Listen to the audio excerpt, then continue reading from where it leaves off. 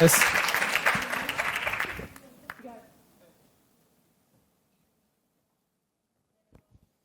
Says. Imagine you're watching TV, but someone else has a remote controller. You started investing in your favorite TV show, and then click. They change the channel again and again and again. That's exactly what having ADHD feels like. I'm Aras, and I spent most of my childhood feeling different. But different didn't always mean bad. I was social, quick with it, and adaptable. I made friends easily.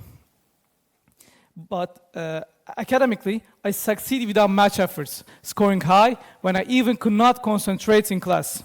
But my behavior was the opposite of what school celebrated. I talked during lessons, distracted my classmates, and submitted homework late. Teachers labeled me disrespectful, lazy, and unmanageable.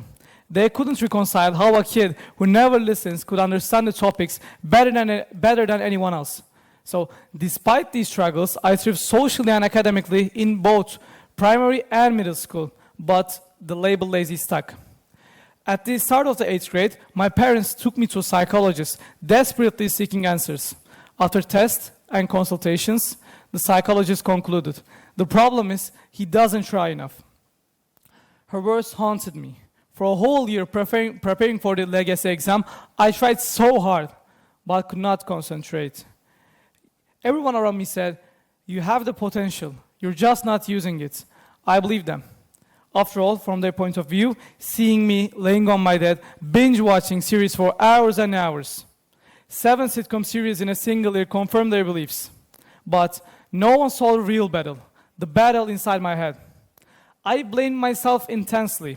I felt like a disappointment to my family and especially to my mother, who supported me tirelessly since the beginning. Eventually, guilt turned into overwhelming pressure. The day of the exam arrived, and despite feeling mentally exhausted, I scored quite well. But it wasn't enough, not for me. I didn't get accepted into the school that I aimed for, missing by a single spot. It felt devastating. Everyone said, you did great, but I felt like I'd betrayed their expectations. I failed. Later, Eyüboğlu gave me a scholarship due to my exam results, but emotionally, I was already shattered. I entered high school like I didn't belong, feeling like a real failure. I struggled to fit into a new environment for the first time ever in my life. Depression became real. I cried every night with being completely lost. That's when I finally went to a psychiatrist with something critical. I believe that you might have ADHD. My mother handed him the test results taken a year earlier by the psychologist. Turns out, I'd been misdiagnosed. I did have attention deficit hyperactivity disorder. ADHD is a neurodevelopmental disorder, not psychological or caused by poor discipline or laziness. It's about the structural differences in the brain.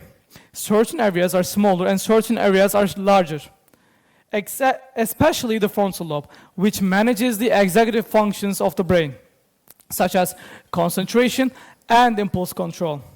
It isn't a knowledge disorder. It's not that I didn't know what to do. I simply couldn't consistently control doing it. With a correct diagnosis, everything finally made sense. For the first time ever in my life, I have met the real me. And I realized I wasn't lazy or worthless. I'd been fighting a hidden war within my brain, so this changed my entire perspective.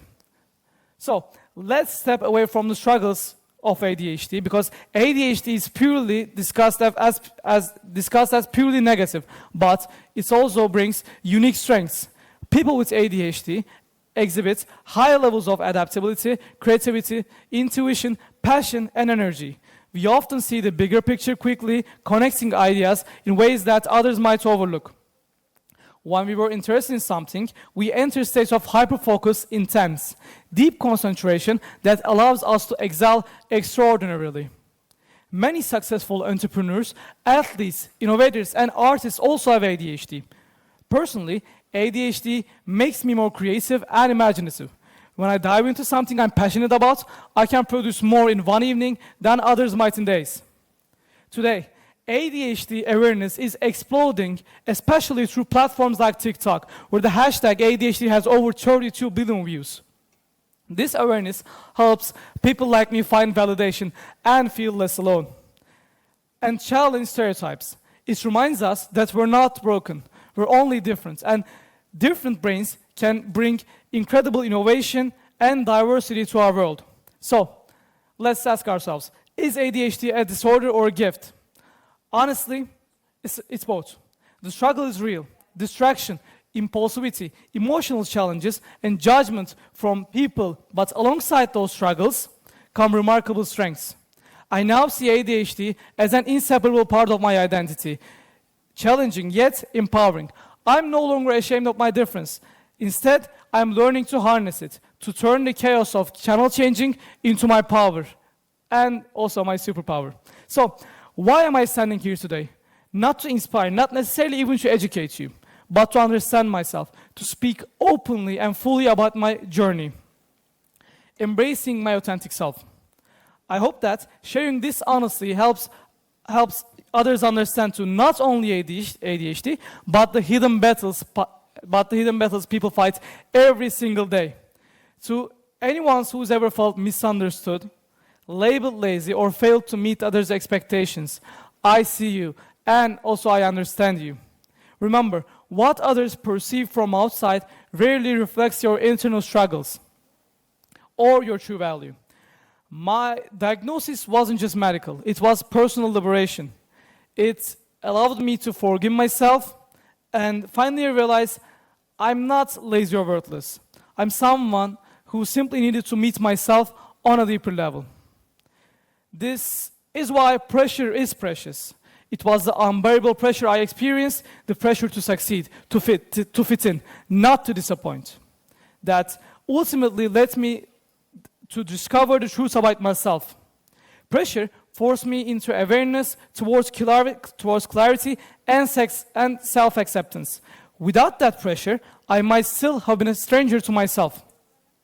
Next time you see someone struggling with attention or motivation, pause before judging. Remember and understand, there is often much more beneath the surface. And if you're fighting your own hidden battle, remember this. Your weaknesses are not, your differences are not your weaknesses. They are your greatest strengths, just waiting to be understood. I'm Aras Özer, and I'm done letting the channels change. Now, it's my turn to hold the remote.